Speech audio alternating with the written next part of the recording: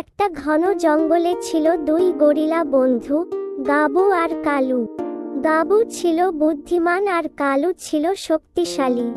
তারা সবসময় একসাথে থাকত এবং একে অপরের সাহায্যে নানা বিপদ কাটিয়ে উঠত।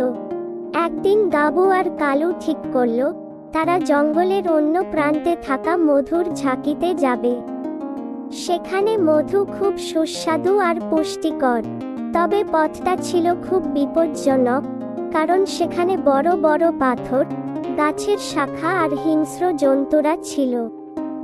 গাবু বলল, কালু, আমরা যদি একসাথে থাকি তবে এই বিপদও পার হয়ে যেতে পারবো। কালু সম্মতি জানিয়ে বলল, ঠিক আছে গাবু, আমি তোমার সঙ্গে আছি।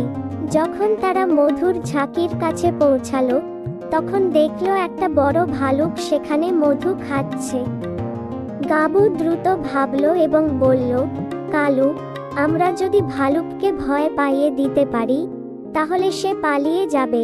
কালু গর্জন করে উঠল আর গাবু তার সঙ্গে গর্জন করল। ভালুক তাদের দেখে ভয় পেয়ে পালিয়ে গেল। গাবু আর কালু আনন্দের সঙ্গে মধু খেতে শুরু করলো।